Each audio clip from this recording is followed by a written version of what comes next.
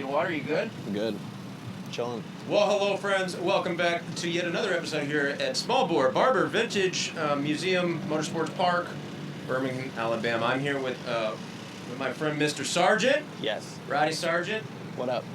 Welcome to the couch. Yeah, man, this is great. So, cool little situation here. Yeah, appreciate you coming by. Usually when I have people on, I don't know them. They're full-on strangers, so I've had the luxury of getting to know you a little bit. Yep. You're from Atlanta? I am, well, originally from Oregon, but Atlanta transplant in 1990, and never wanted to leave the South ever since I got there. So you've been in Atlanta since 1990? Yeah, it was awesome. I moved to the South with no friends, freshman in high school. It was like, great, this is gonna suck, and it was just such a drastically different demographic in the South. I mean, I got off the plane from Pacific Northwest. I'd never, experienced humidity. It was very culturally diverse. Yeah. So it was like, it was different, and I was so fascinated because I was 14 years old, so I was like, this is awesome. But well, so what brought you to Small Bore is because you're a fantastic motorcyclist. Yeah, I've been fascinated with little bikes my whole life. As a kid, you grow up with all these awesome Hondas, and so my favorite motorcycle that I own out of the 12 is a 1971 Honda CT70, so it's a little 70 Mini Trail, and it's actually in my living room in my house. And growing up riding all kinds of bikes and getting into stunt riding before it was ever stunt riding, it didn't even have a name back then. We always still had pit bikes. That was just, everybody always has pit bikes. And all I ever wanted was a street legal pit bike that I could do a long distance nose wheelie on, and enter the Honda Grom in about 2014. And that's where it really started kicking off for most of the world. Now it's definitely Honda's best selling motorcycle on the planet. So, and then it's just grown into what this was. It was very grassroots. And then now it's the chaos that it is at Barber Motorsports Park. Well, so you're full-time. That is your actual profession. Yeah, so I stunt ride sport bikes for a living, Kawasaki ZX6s, and I basically travel around that needs a thrill act, entertainment, power sports dealers, and I've even performed here before. But I ride full-size motorcycles, and I've also now dabbling in adventure riding as well, but the small bore bikes just definitely, they keep me coming back. So every year it's something new, and the vendors and the aftermarket is so crazy. So it's chaos. I love it. Well, and then you mentioned a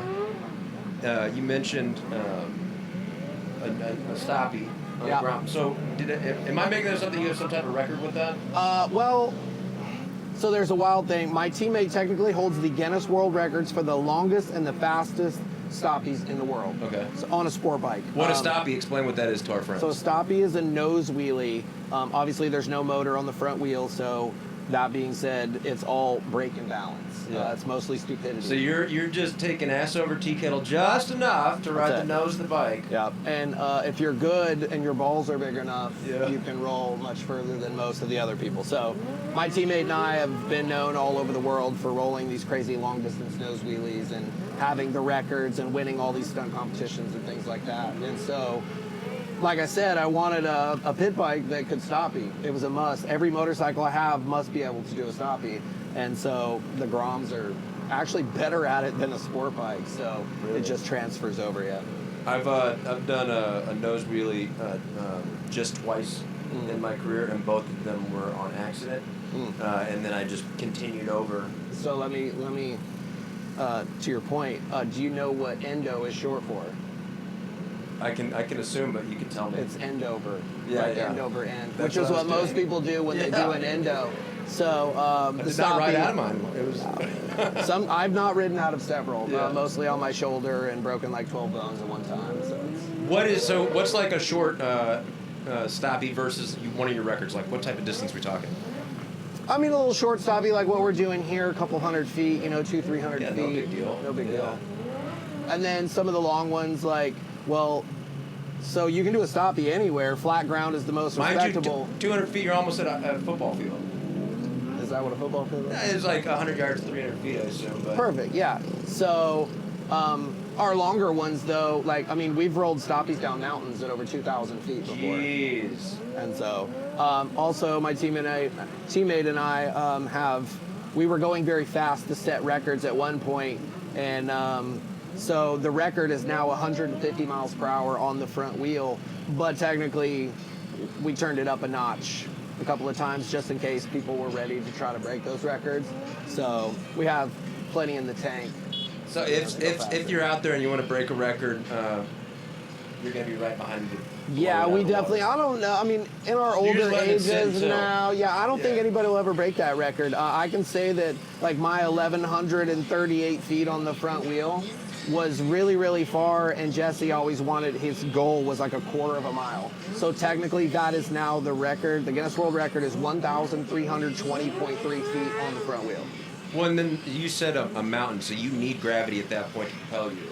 Basically, yeah. So that's you roll the Stoppie until you run out of speed, and with a mountain, it's endless. It's like a BMX bike. You could just go and just keep rolling. So it doesn't matter if there's turns or anything like that. We can we can navigate all that. We can go through things.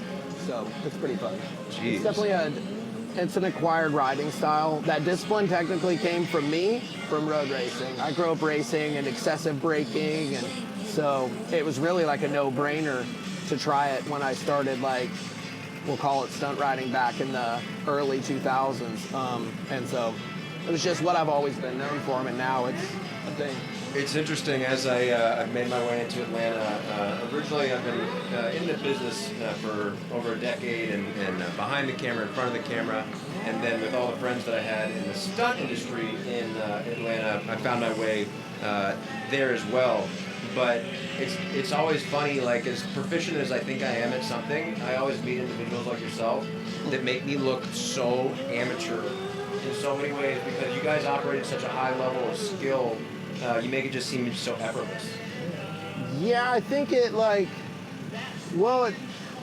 with the small board thing, that's why it really doesn't seem crazy to us at these little events, because there's these tiny little bikes that are slow, and we're not rolling crazy distances. Now you can still get pretty wrecked out here. Well, what's like the learning curve for getting up on to a comfortable, like, 20-foot? I mean, that's baby steps, so technically you would just accelerate, and it depends on your skill set. But, like, when I teach people, because we do teach people this, when I teach people, I'm like, you need some speed, because with everything, wheelies, stoppies, whatever, speed is your friend until it isn't. So a little bit of speed makes things easy to calculate, gives you a little time to figure out how to modulate the brakes. That's all you're really learning to do, is learning how to modulate the brakes, because most people just slow down. But you basically have to, you're not trying to really slow down when you're doing a stop. You're trying to go as far as you can. But it's that front brake application where when you're coming in the speeds that we do, I mean, it'll make you black out just about. So. Oh, jeez. Yeah, the G-force is going from let's say anywhere in the range from 110 miles an hour to 150 miles per hour is, I mean, it'll make you go dizzy when you grab the brakes that hard.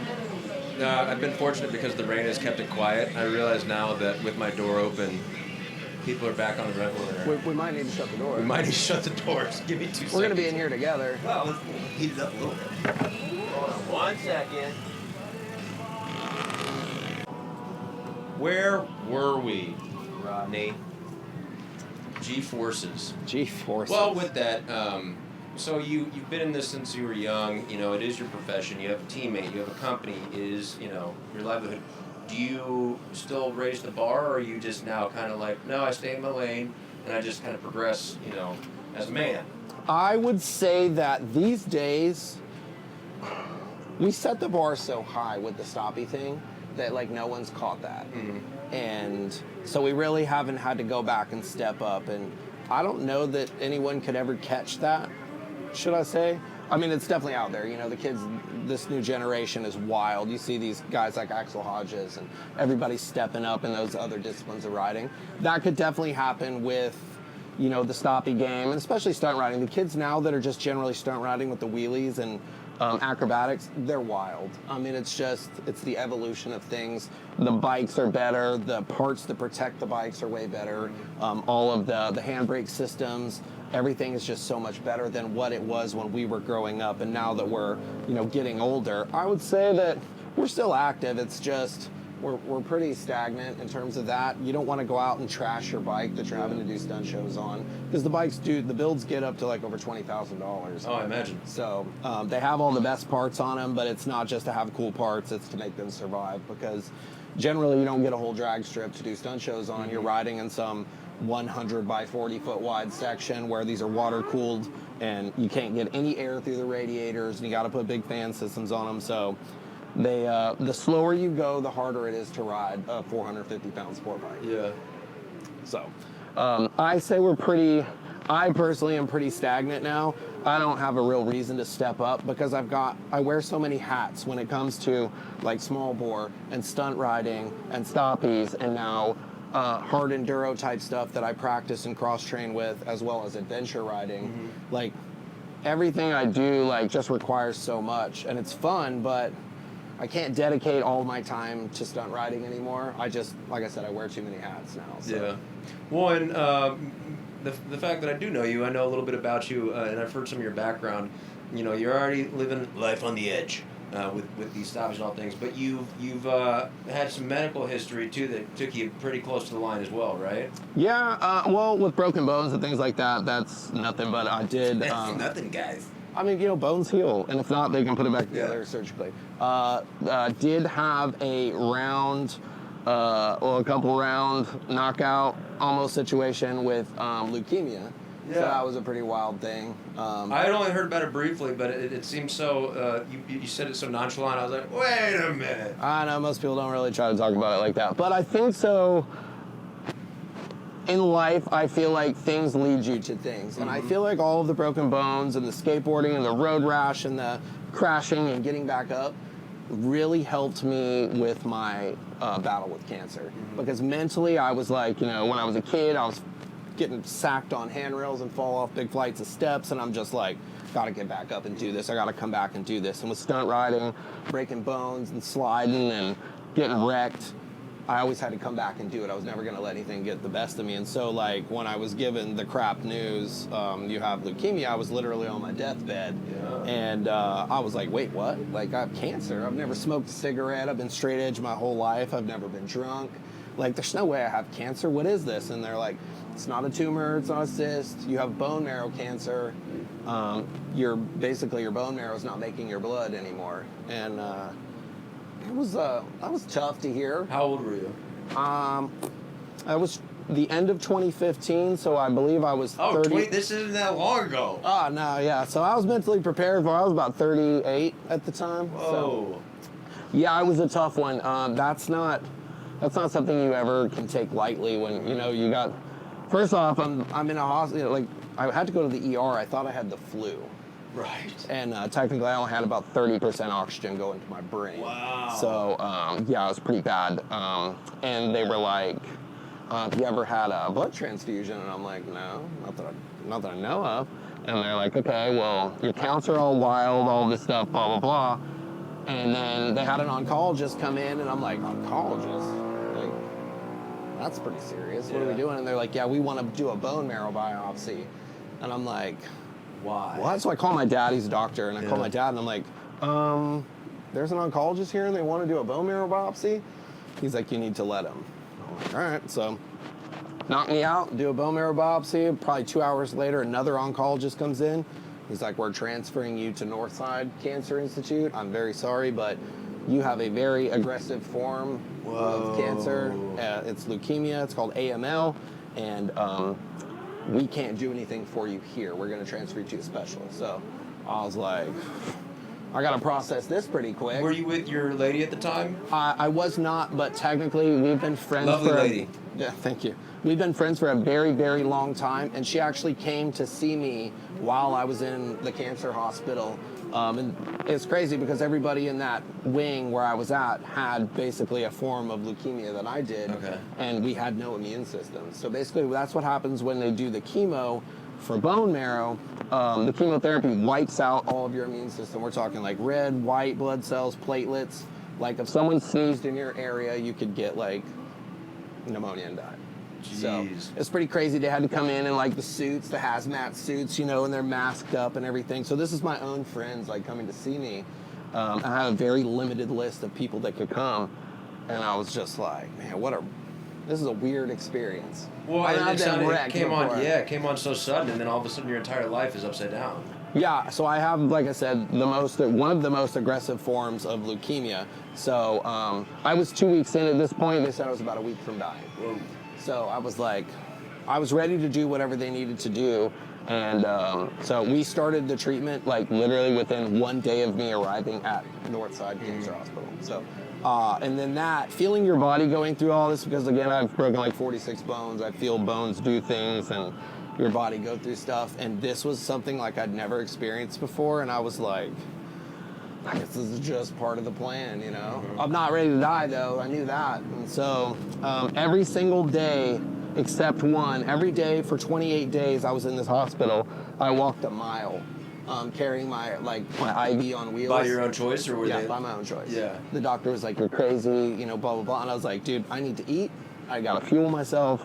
And I've got to keep moving. You're like, this isn't going to... I'm not going to lay here and die. Yeah. And the doctor was like... Or did you at least even think, too, like, if I'm going to die, I'm going to go out, fighting? Oh, I told him if I was going to die, I was going home to my dog, and I was going to ride a motorcycle across the country to where I was from. And I was like, if I die in the process, then I die. But I want to die on a motorcycle, if that's how it's going to go. And he was like, admirable, but not smart. And I was like, look, have I told you what I do? I'm not very smart.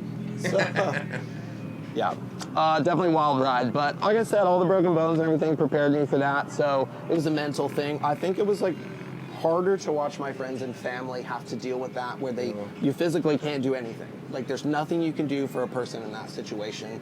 You just gotta pray for them and have great thoughts. And I did have the global stunt riding community like on my back, which was pretty cool. So I was just getting all these messages and stuff, and thank God from social media. Yeah. Everyone was posting about what was going on. All the companies and partners that I have were, cross-sharing things, and it was cool to see that kind of support. But I'm here. I'm chilling. What was the timeline of that? So like from diagnosis to when you were... Diagnosis was the tail end of 2015, so December 2015, and then I was doing chemotherapy treatments until April of 2016, and then after that, each time, so every time I had to do a chemo, they're basically waiting on my blood cell counts to come back up. Mm-hmm. So once my blood cell counts would be normal, they would hit me again with more chemo. And yeah, they're basically like trying to, shock your bone marrow. And each time was a little bit scary because the first time my counts came back very quickly. Mm-hmm. And I was like, okay, cool. I knew my immune system's like super strong. I've never been sick. I've never had the flu. I heal from broken bones. I drink lots of milk. So the first time was pretty quick. The second time took about a week longer than the first. And then the third time took 2 weeks, almost longer than the second. And I'm like, what if it doesn't come back? Yeah. And they're like, well, we'll have to deal with that. And I'm like, okay, hold on. So I'm like doing all this research on chemo, and like the guy who invented chemotherapy died from chemotherapy. So I'm like, I got to a point where I'd gotten enough treatments that I was like, we're calling it quits. I'm not doing this again. Like, it's poison. It's literally burning me inside. It's like, it is acknowledged that it's poison, but it's just like, it's one of these like... That's it. And it was like one of those things where they're like, and again, I'm straight edge my whole life. I've never smoked a cigarette, never any kind of drugs. You stayed clean from all of it just to start on chemo. They were like, give me the good stuff. Yeah, I'm like, just going hard. Kill me. I'm already dying. Yeah. They're like, we can put you on this. This is the funny part. All my friends wanted. They're like, get the weed prescription, bro. Get the weed prescription. And I'm like, I'm from Oregon. Weed there is like legal. Yeah. And I'm like, I can get weed whenever I want. And they're like, no, you got to get it. Like, we want all this stuff. And I was like, I'm not doing any weed, nothing. Like, I did too much research. I realized that it really doesn't help at all either. That's just a thing. But I never took any of that. I did have to take the antivirals and obviously the chemo because I had no immune system. But during one of my chemotherapy treatments, so there was a stunt riding session, basically like this, in North Carolina, and I was in between sessions, and I was gonna go, and I went to get my chemo, and the doctor's like, yeah, you can't do anything, you know, you need to stay home, you know, you don't have an immune system, if you like hit your head, you can bleed out internally. And I was like, yeah, okay. Well, I told him I wanted to go to this stunt thing, and he was like, absolutely not. And I was like, okay, pump me full of the chemo. So I got the chemo, and like 2 days later, I literally went to this stunt competition, well, it was a stunt event, and I crashed because I lost my energy, and I hit a tractor trailer with my head. Like the doctor said. Like they know what they're talking about. It's like my mother. So I hit the tractor trailer, and all these people, like, they knew to watch me. They were on me as fast as I was on the tractor trailer, and they pulled me off the tractor trailer, and they're like, you okay? And I'm like, man, we're not going to tell the doctor about that one. Yeah. And I was fine, thank God, but I was like, man, that's just how hard-headed I am. Like, I was like, nothing's going to slow me down. Well, I mean, and to your credit, would you say that if you weren't wired as such, you probably wouldn't have made it through the treatment? I would say that because I met some people and talked with people that were in my wing at the Cancer Institute, and one of the guys had the same diagnosis as me. He was a week later, and he passed away. I would say it was about 2 weeks into the hospital, and it was really sad because he was younger than me. He just, I don't know if it was, you know, nature. He wasn't wired to fight it mentally, but I would go in and talk to him because every day he was just so drained. He was like, I can't do this. And I'm like, dude, I'm going through the same thing. I'm here for you. And it was really sad to see him pass away, right literally next to my room. Yeah. But well, that probably ping you too, because you could be like, fuck, that could be me. Yep. Next. And that's why I said I can't do that. And for a while, I was trying to put together some programs. None of them came to light, but I was trying to put together some programs to be able to go and visit kids in the hospital, you know, and say that, you know, obviously, like, I was in remission, and, like, obviously you can do this too. Yeah. Kids are young, man. They're indestructible most of the time. So I tried to put together some programs, and I didn't end up getting any backing on it, and I kind of lost traction with it, which kind of sucks. But now that I'm, like, been, you know, in remission for, I think, 7 years now, we actually had just talked about this a few months ago, maybe revisiting that, because now by definition, I've beaten cancer. Right. So now I could go back and say, hey, you can do the same thing.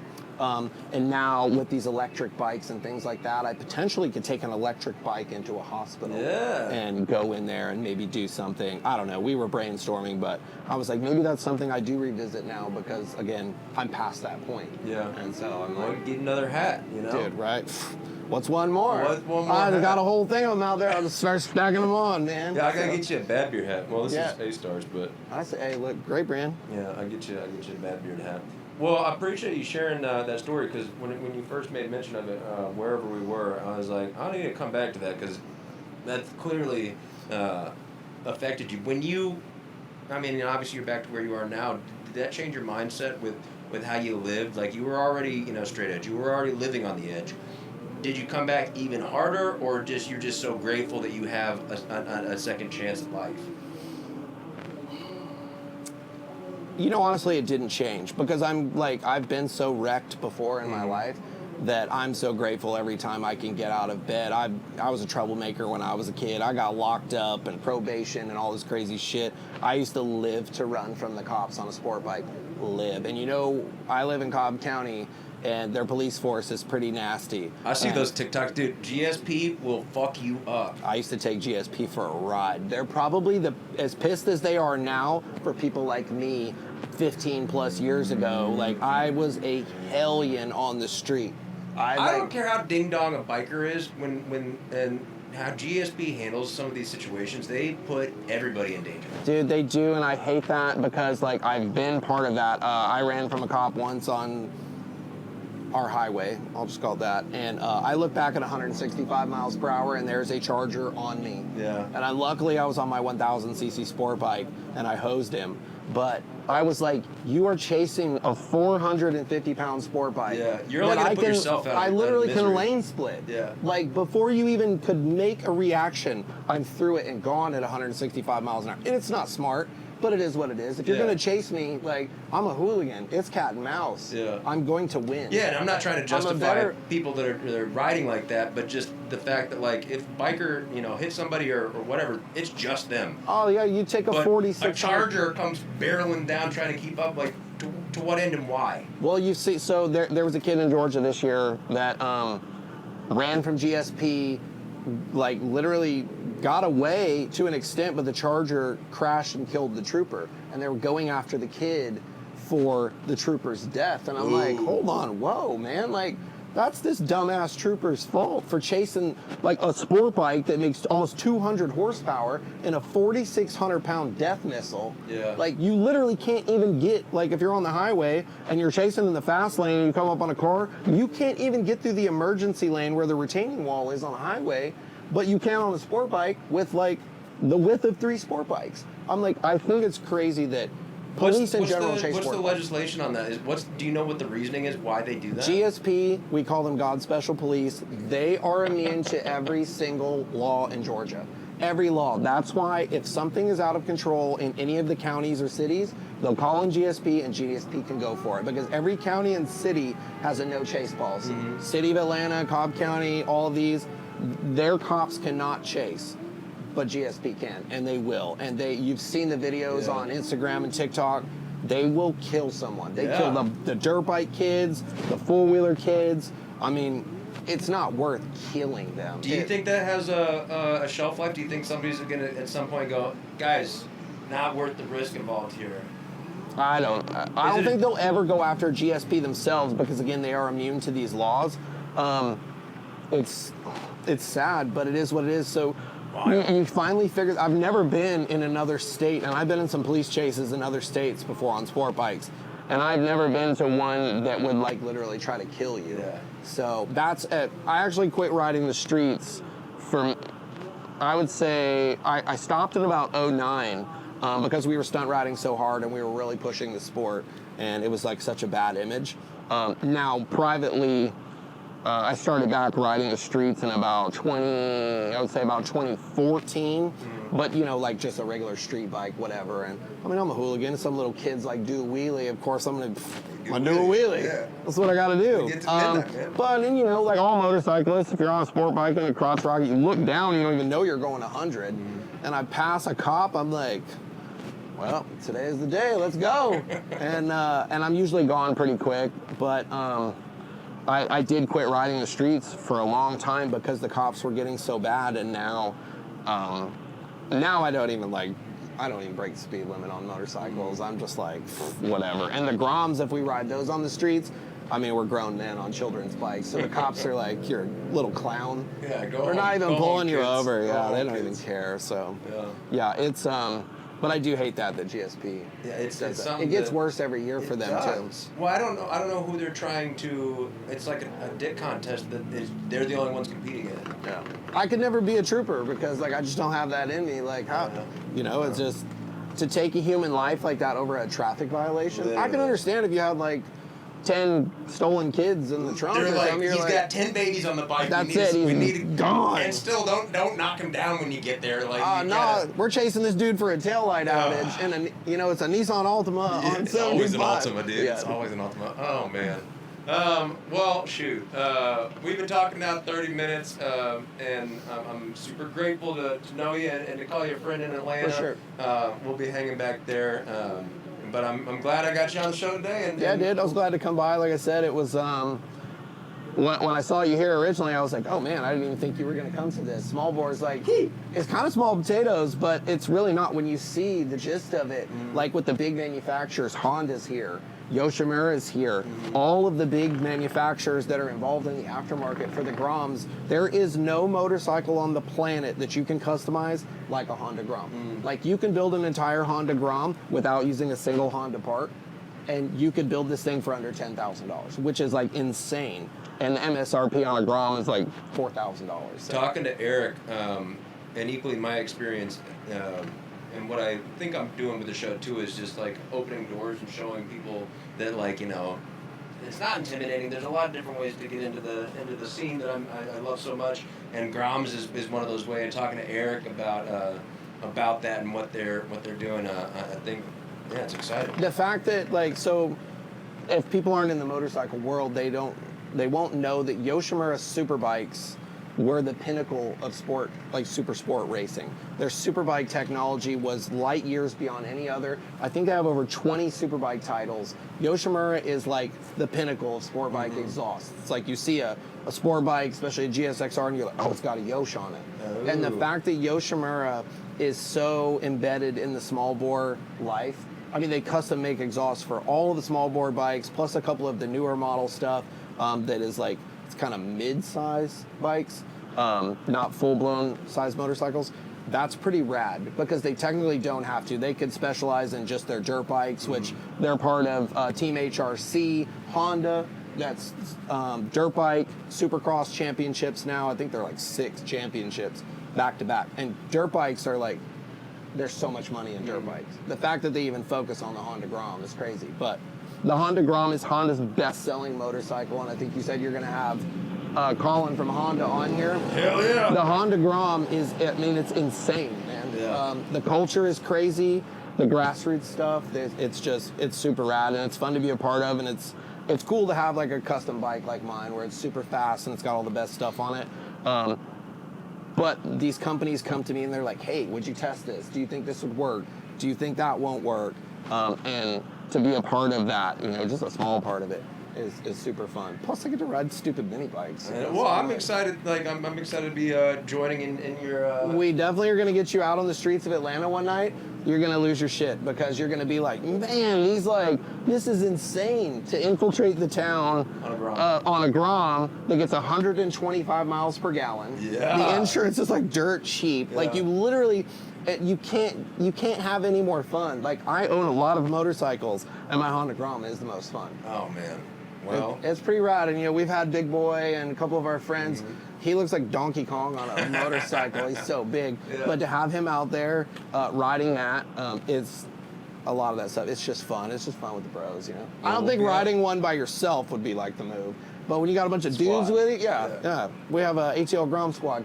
Dudes and dudettes for both of them. Dude, there's chicks now too. It started with 4 of us, and now there's over 2,000 members in Atlanta. Oh shit. Scooters, Groms, like Ruckuses, you name it. Anything small bore. There's a lot of us now. And when we host, I host a Mini Monday. I started that, I think, back in like 2017. Started doing Mini Mondays. They're chaos, man. It's like, it's a lot of add it to my calendar. Oh, dude, put that on the calendar. Okay, sure, we got a cool. loaner bike. We'll let you come out. Well, with that, this is now the time for you to speak to anything that you got going on, anything you want to bring attention to, that camera. Dude, so right now it's just full bore. After small bore, we've got stunt shows at Wild Motorcycles. Definitely come check that out. That's pretty local for us. I'm doing bike nights once a month out in Conyers at a Harley dealership, various power sports dealers. So like in between wearing all the hats, it's my day job, which is stunt riding sport bikes. You can always follow me on social media. That's at Rodney Sargent, all of them, Facebook, Instagram, you name it. I'm always posting weeks in advance. Mini Mondays, clearly, that's every Monday that the weather permits. That's always a thing. That's always a huge hit. If you come through Atlanta, you're welcome to hit me up. We'll take you on a tour of the city like you've never seen. And yeah, that's it. I love it. Well, until Monday, friend, appreciate you. Yeah, man. And I'll be seeing you. Yeah. Thanks, guys. Thanks, guys. Cool. Yeah, dude. Hell yeah. Yeah, I'm Just in time for the fucking rain. Yeah, this is a rad little setup, though. I didn't realize you had a trailer set up, too.